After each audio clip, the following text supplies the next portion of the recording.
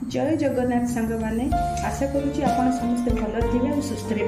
आपड़ तो समस्ते डाली बरा बिरी बरा खाई थे मसूर डाली बरा ट्राए करूँ ना देखिए तार स्ट्रक्चर तार टेस्ट एत सुंदर आप थे खाई बनईकि देखूँ तापर केमी लगे मतलब कमेंट द्वारा जनइबे।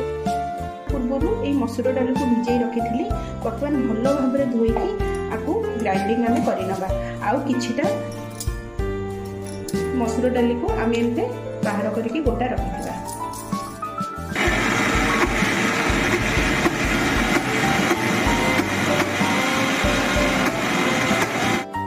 को भल भाव में ग्राइंडिंग कर बाहर करिथिबा मसूर डाली को किछि एथरे ऐड कर नउछि।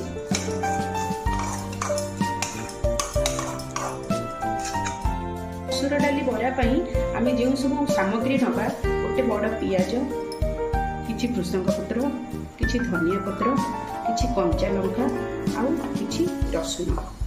बर्तमान पियाज कंचा लंका भृषंग पत्र धनिया पत्र और रसुन भल भाव में आपको काटी लेछि। बर्तमान आपको डाली सहित ऐड करिबा।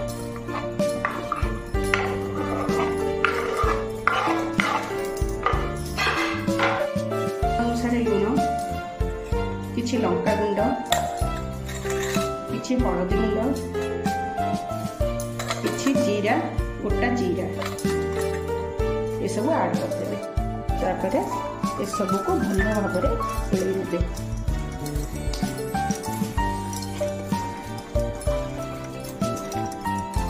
तापर आपको 2 ରୁ 3 मिनिट पर्यंत कवर करके रखिबे। प्रथमे कढ़ई को भल भाव में गरम कर नेबे। ऐड करेंगे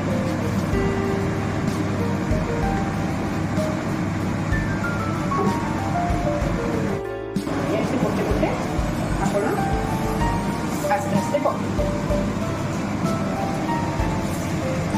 बने रखिबे। पूरा गरम होइथिबा ऑयल रे पकेइबेनी कारण पोड़ी जीव। टिके सीम करी आपण पकेइबे। देखंतु केते सुंदर हेई आसिलानी। बर्तमान आपको आमे बाहर करि नेबा। मो वीडियो भल लागि थिबो तेबे लाइक कमेंट और सब्सक्राइब करिवे। जय जगन्नाथ सांग माने।